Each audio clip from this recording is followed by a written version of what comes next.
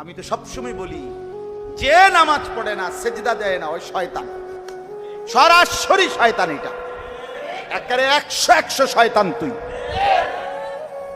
সরাসরি শয়তান, সরাসরি শয়তান, এটাই শয়তান। কেন? ইবলিস গত 1 ঘন্টা আগে, কিতাবে বর্ণনা আছে, কোন কোন বর্ণনায় ইবলিস 80,000 বছর আল্লাহর ইবাদত, কোন কোন বর্ণনায় এই ইমাম কুরতুবী বলছেন। এরপরে একটি বেলা মাত্র একটা সেজদা দেয় নাই। কয়টা সেজদা? এই একটি সেজদা না দেওয়ার কারণেই আল্লাহ তাআলা তাকে কি বলছে? এই থেকেই তো ইবলিস হইছে শয়তান। হইছে কি আগের থেকে শয়তান? না না, আগে তো তার শয়তান কইতো না। আগে তো সে আবেদ ছিল, আগে তো সে ফেরেশতাদের শিক্ষক ছিল। কিন্তু যখনই সেজদা দিতে চায়, একটা সেজদা দেয় নাই, আল্লাহ বলছে তুই এখন থেকে শয়তান, তুই মরদুদ, তুই রাজিম, তুই মাকদুব, তুই মালউন। এখন থেকে তুই রাজিম, অভিশপ্ত, মালউন, লানতের যোগ্য, রাজিম, বিতাড়িত, শয়তান, তুই আল্লাহর রহমের নজর থেকে দূরে।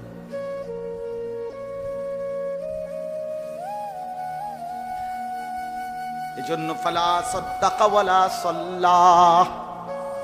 বন্ধু আমার, একটা জরুরি কথা মনে রাখেন, ছেলেরা, বাপ, তোমরাও মনে রাখো, কসম আল্লাহর এই আয়াতের তাফসীরে আছে, যে ব্যক্তি নামাজ পড়ে না, কসম আল্লাহর, তার মৃত্যু যন্ত্রণা বড় বেশি কঠিন হবে। আজরাইল তখন জাগে টান দিবে, কসম আল্লাহর, তার রূহটা বড় ছিঁড়া ভিড়া বাইর হবে।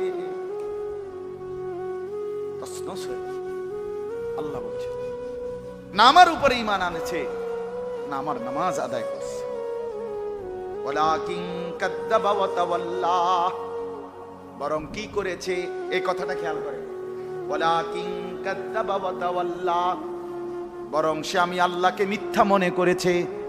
ওয়া তাওয়াল্লা, আমার হুকুম থেকে মুখ ফিরায় নিছে। আর করছে কি? এরপরের কথা কি আজীব কথা। আল্লাহ তাআলা বলেন, সে আমার কথা মিথ্যা মনে করছে, আমি আল্লাহর থেকে মুখ ফিরায় নিছে। সুম্মা যাহাবা ইলা আহলিহি ইয়াতামাত্তা, আমার নাফরমানি কইরা, হারাম খাইয়া, নামাজ না পড়ে, বন্দিগি না করেও অহংকারের সাথে নিজের স্ত্রী, সন্তান, পরিবারে নিয়ে ব্যস্ত থাকছে, ব্যস্ত থাকছে। সাখাত ভাই চেয়ার দেন, একটা চেয়ার আনেন। না না, অসুবিধা আছে। ওরে ভাই, চেয়ার আছে ওখানে, চেয়ার দিয়েই তো ফুরে রাখছে বাহিরের জায়গাটা। সুম্মা যাহাবা ইলা আহলিহি ইয়াতামাত্তা। কি আশ্চর্য কথা! আল্লাহ, অনেক মানুষ দেখেন আল্লাহ নাই, খোদা নাই, নামাজ নাই, বন্দিগি নাই, কিন্তু চেহারার মধ্যে কোনো লজ্জা শরমের কোনো অনুভূতি। এটা যে পাপ, এটা কিছুই মনে করে। কথাবার্তা কয় যে, বন খায়, বিড়ি খায়, যে গপ মারে, যে মনে যেন জমিদার। হ্যাঁ, সুখে ভাসতে আছে, সুখে ভাসতেছে। এই যে আল্লাহ বলেন, ফালা সাদ্দাকা ওয়ালা সাল্লাহ, আমি আল্লাহরে মানে নাই, নামাজ পড়ে নাই। ওয়ালাকিন কাযযাবা ওয়া তাওয়াল্লা, আমি আল্লাহকে মিথ্যা মনে করেছে, আর আমি আল্লাহর হুকুম থেকে মুখ ফিরিয়ে নিয়েছে। অথচ এরপরেও সুম্মা যাহাবা ইলা আহলিহি ইয়াতামাত্তা, অহংকার করে নিজের পরিবারের কাছে ফিরে গেছে, বউ বাচ্চা লইয়া অহংকারে মেতে গেছে। এবার শেষ কথা হলো, আউলা লাকা ফাআউলা, সুম্মা আউলা লাকা ফাআউলা। এইটাই আমার শেষ আয়াত। আল্লাহ বলে, 4 বার একটা কথা বলছে আল্লাহ, একটা। আল্লাহ বলে, হে নাফরমান, তোমার জন্য দুর্ভোগ। আবারও বলছি, তোমার জন্য দুর্ভোগ। আবারও বলছি, তোমার জন্য দুর্ভোগ। আবারও বলছি, তোমার জন্য। 4 বার। আউলা লাকা ফাআউলা, সুম্মা আউলা লাকা ফাআউলা। কয়বার বলছে? তাফসীরের মধ্যে আছে, তোমার কবরে দুর্ভোগ। 1 নাম্বার, তোমার কবরে দুর্ভোগ। না, 1 নাম্বার মৃত্যুর সময়, জান কবরের সময় দুর্ভোগ। 2 কবরের মধ্যে দুর্ভোগ। 3 হাসরের ময়দানে দুর্ভোগ। 4 জাহান্নামে। তুমি রুহু কবজের সময়ও কষ্ট পাইবা, তুমি কবরেও কষ্ট পাইবা, তুমি হাসরের ময়দানেও কষ্ট পাইবা, তুমি জাহান্নামেও কষ্ট। আউলা লাকা ফাউলা সুম্মা আউলা লাকা ফাউলা আয়াহসাবুল ইনসানু আন ইউতরাকা সুদান। আল্লাহ বলেন, মানুষ তুমি কি ভেবেছো আমি আল্লাহ তোমারে এমনি এমনি ছেড়ে দেব? তুমি এটা মামুর বাড়ি মনে করছো? হ্যাঁ, তুমি তামাশা মনে করছো বান্দা? তুমি মনে করছো আমি কয়টা দিন ভাত মাছ খাওয়াইছি বলে, দুনিয়া ভোগ করতে দিছি বলে তুমি মনে করছো আমি কিছুই বলবো না? হ্যাঁ, তুমি আমার এমন দুর্বল ভাবলা কেন? এই বেওকুফ, আমার এমন দুর্বল ভাবলা কেন? হ্যাঁ, আল্লাহ তাআলা বারবার বলছে, এই যে আয়াত বলছে, ইয়াহসাবুল ইনসানু আন ইউতরাকা সুদান। মানুষ তুমি কি ভেবেছো আমি আল্লাহ তোমারে এমনি এমনি ছেড়ে দেব? কেন ছাড়বো? ওয়ালা তাহসাবান্নাল্লাহা গাফিলান আম্মা ইয়ামালুজ জালিমুন। আল্লাহ বলে, জালেম পাপী নাফরমান, এক সেকেন্ডের জন্য তোমরা আমি আল্লাহকে গাফেল ভেবো না। আমি 24 ঘন্টা তোমারে দেখি। ওয়া কাফা বিদুনুবি ইবাদিহি খাবীরাম বাসীরা। আল্লাহ বলে, বান্দা তোমার প্রতিটা গুনাহের ব্যাপারে আমি আল্লাহ খবর রাখার ক্ষেত্রে, নিজে দেখার ক্ষেত্রে আমি আল্লাহই যথেষ্ট। আমার যদি একজন ফেরেশতাও না থাকতো, আমি আল্লাহ একাই তোমার হিসাব রাখতে পারতাম। অথচ আমার ফেরেশতাও আছে, আমলনামাও লেখাচ্ছি, আমার জমিন আছে, তোমার অঙ্গ প্রত্যঙ্গ আছে। হাসরের ময়দানে দেখবা তোমার বিরুদ্ধে জমিনও সাক্ষী দিচ্ছে, অঙ্গ প্রত্যঙ্গ সাক্ষী দিচ্ছে, আমলনামাও ফেরেশতা দেখাচ্ছে, ফেরেশতা নিজের জবান দিয়েও বলছে। আর আমি আল্লাহ তো দেখেছি, আমি তো আসি। ওয়া কাফা বিনা হাসিবিন, আমি তো হিসাব ক্ষেত্রে একাই যথেষ্ট। চলেন ভাই, জিন্দেগির কদর করি, হায়াতের কদর করি, সময়ের কদর করেন, আখিরাত ভুলেন না। মুমিন আখিরাত বলে না। আমার শেষ কথা, আবারও 4টা জিনিস আমাদের কাছে আছে। আল্লাহ আমাদের রব, রসুল সাল্লাল্লাহু আলাইহি সাল্লাম, মুহাম্মদ সাল্লাল্লাহু আলাইহি সাল্লাম আমাদের রসুল, কোরআন আমাদের কিতাব, ইসলাম আমাদের ধর্ম। এই 4টাই শ্রেষ্ঠ। আল্লাহও শ্রেষ্ঠ, রসুলও শ্রেষ্ঠ, কোরআনও শ্রেষ্ঠ, ইসলামও শ্রেষ্ঠ। এই 4টি সর্বশ্রেষ্ঠ নিয়ামত যার কাছে আছে, সে নষ্ট হবে কেন? আমার দুঃখ, আমি এই কথাটাই বুঝি না। আরে বলে, তুই নষ্ট হবি কেন? ইহুদিদের কাছে কোন আসমানি নিখুঁত কিতাব আল্লাহ নাজিলকৃত এটা নাই। এখন গোটা পৃথিবীর সমস্ত খ্রিস্টানের কাছে কোন আসমানি কিতাব নাই। তারা যেগুলো বলে সম্পূর্ণ গাঁজাখুরি বইপত্র। তাদের কাছে যে বাইবেল, কিতাবুল মুকাদ্দাস, আরো যা যা ইনজিল বলে, একেবারে 100 গাঁজাখুরি।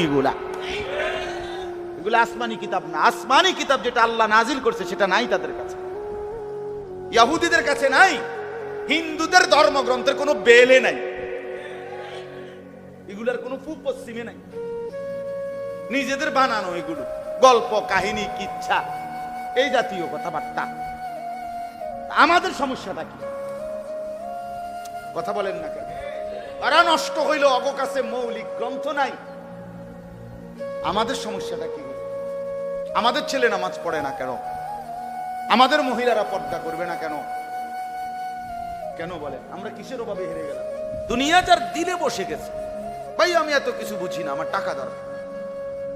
আল্লামা তাকি উসমানী দামাত বারাকাতুহু, আমি নিজে পড়ছি, সারা পৃথিবী বিখ্যাত আলেম। হুজুরের এক বয়ানের মধ্যে হুজুরে বলছেন, এক লোকরে দুনিয়াদার, সারা দিন রাত টাকা টাকা টাকা টাকা, দুনিয়া দুনিয়া দুনিয়া। তো একদিন তারে জিজ্ঞাসা করছে এক প্রসঙ্গে, মরলে জান্নাতে যাইতে চাও না জাহান্নামে যাইতে চাও, কোনটা তোমার আশা? সে বলতেছে, শোনো, জান্নাত জাহান্নাম মূল বিষয় না। আল্লাহরে বললো, জেনে 2টা পয়সা লাভ হয় আমার একেবারে কসম, আমি কিতাবে পড়ছি, বুঝেন? এত কথার আমার দরকার নাই। জান্নাত জাহান্নাম লইয়া কোনো বিষয় না। দুটা পয়সা লাভ হইব জেনে হ্যাঁ আমারে দিতে বলে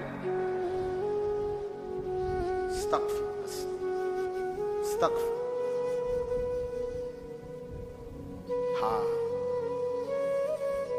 এক সাহাবী বলছেন, হাবশি সাহাবী, কালো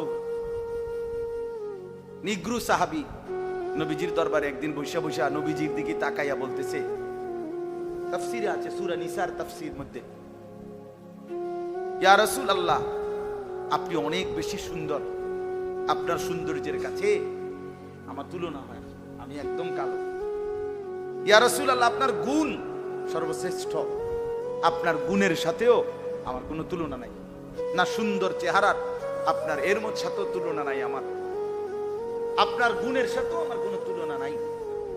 কিন্তু নবী, আমার একটা প্রশ্ন হলো, এই দুনিয়ার জীবনে আমি আপনার সাথে যদিও আমার কোনো তুলনা হয় না, কিন্তু আমি যখনই দুঃখ, পেরেশানি, অস্থিরতা, মানসিক যন্ত্রণায় ভুগি, যখনই যে কষ্ট লাগে, দৌড়াইয়া আপনার কাছে আসি, আপনার চেহারা মোবারকের দিকে তাকাই, খোদার কসম নবী, আপনার দিকে তাকাইলে আমি সব ভুলে যাই। এখন আমার প্রশ্ন হইল, আখেরাতে তো আপনি শ্রেষ্ঠ নবী, সর্বশ্রেষ্ঠ জান্নাতে থাকবেন, আর আমারে যদি আল্লাহ জান্নাত দেয়ও দয়া কইরা, একটা জান্নাত দিবে আর কি, কিন্তু সেটা তো আপনার সাথে না। এখন আমার প্রশ্ন হইল, ইয়া রাসূলুল্লাহ, বিশ্বাস করেন, দুনিয়াতে যেমন আমি আপনারে দেখে দেখে শান্তি পাই, আমারে যদি আল্লাহ জান্নাতও দেয়, কিন্তু আমি তো আমার জান্নাতে বসে আপনাকে দেখবো না, আপনি তো থাকবেন সুউচ্চ জান্নাতে, জান্নাতে গিয়েও যদি আমি আপনাকে না দেখি, খোদার কসম নবী, আমি তো সেই জান্নাতেও আরাম পাবো না, আমি তো ওই জান্নাতেও আমার আরাম হবে না যদি আপনাকে না দেখি। আল্লাহ নবী সাল্লাল্লাহু আলাইহি সাল্লামকে বললেন, তো নবীজি চুপ করলেন। আল্লাহ তাআলা জিবরাইল পাঠিয়ে কোরআন নাজিল করলেন। আল্লাহ তাআলা বলে দিলেন, বন্ধু, পরে বলো ব্যবস্থা আছে, কি আছে? ব্যবস্থা আছে, আপনার লগে থাকার বুঝ আছে, ব্যবস্থা আছে। ওয়ামান ইউতি'আল্লাহা ওয়ার রাসূল ফাউলাইকা মা'আল্লাযীনা আন'আমা আল্লাহু আলাইহিম মিনান নাবিয়্যিনা ওয়াস-সিদ্দীকিন ওয়াশ-শুহাদা'i ওয়াস-সালিহিন ওয়া হাসুনা উলাইকা রাফীকা। আল্লাহ বলেন, বন্ধু বলে দেন, দুইটা শর্ত পালন করবা, আল্লাহর আনুগত্য করবা, রাসূলের অনুসরণ করবা, সুন্নাতের অনুসরণ করবা, আল্লাহর প্রতিটা হুকুম পালন করবা, নবীর প্রতিটা তরিকা অনুসরণ করবা।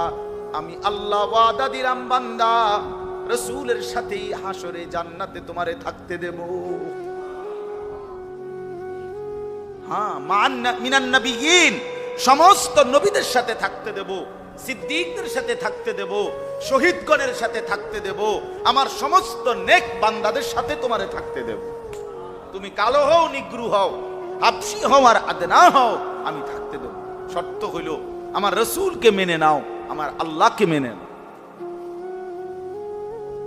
এজন্য বন্ধু আমার, মহব্বত, ভালোবাসা, দুনিয়া কলিজার মধ্যে ঢুকে গেলে হবে না বাপ, দুনিয়া বাদও দেওয়া যাবে না, দুনিয়া দিলের মধ্যে ঢুকানো যাবে না।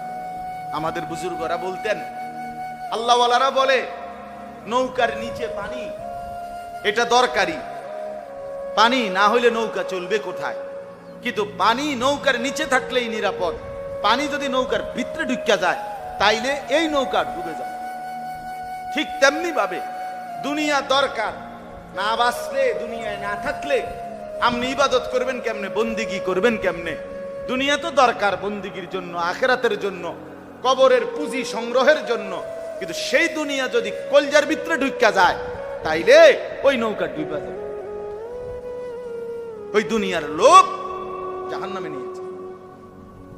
এজন্য আল্লাহ তাআলা বলেন, কাল্লা বাল তুহিব্বুনাল আজিলা। বান্দা, কেন আল্লাহর বন্দিগি করতে পারো না, কেন আখিরাত মনে পড়ে না? কারণ দুনিয়া তোমরা ভালোবেসে ফেলছো, ওয়া তাদারুনাল আখিরা, আর আখিরাতকে ত্যাগ করে ফেলেছো, আখিরাতকে ছেড়ে দিয়েছো। তবে শুনো, দুনিয়ারে ভালোবাসো আর নাই বাসো, দুনিয়ারে জায়গা দাও আর নাই দাও, কলজা দুনিয়াটা নিয়ে যদি একেবারে মাটি কামড়াইয়াও যদি ইস্তাকালতু মিনাল আরদ, আল্লাহ বলে যদি মাটিটারে কামড়াইয়াও ধরে রাখো, কলজার লগে বাইন্ধা রাখো, খোদার কসম আল্লাহ বলে বান্দা দুনিয়া তোমারে থাকতে দিবে না। থাকতে দিবে? আইনামা তাকুনু ইউদরিকুমুল মাউত ওয়ালাউ কুনতুম ফি বুরুজিম মুশাইয়াদা। রব্বুল আলামিন বলে বান্দা যেখানেই থাকো না কেন, যদি সেটা সুউচ্চ নিরাপদ প্রাচীরের ভেতরেও হয়, যেখানে ঢুকবার কোনো সিস্টেম নাই, একটা ছিদ্রও নাই, একটা গলিও নাই, আল্লাহ বলেন মৃত্যু তোমার সেখানেই পৌঁছে যাবে। তাহলে মৃত্যু থেকে তুমি পলায়ন করতে পারবা না, মৃত্যুর যন্ত্রণা থেকে তুমি বাঁচতে পারবা না, মৃত্যুর হাতছানি থেকে তুমি বাঁচতে পারবা না। কোরআনুল কারীমে আল্লাহ বলেন ওয়াজাআত সাকরাতুল মাউতি বিল হক। আল্লাহ বলে বান্দা শোনো, মৃত্যুর যন্ত্রণা কিন্তু সত্য সত্যই আসবে। আল্লাহ বলেন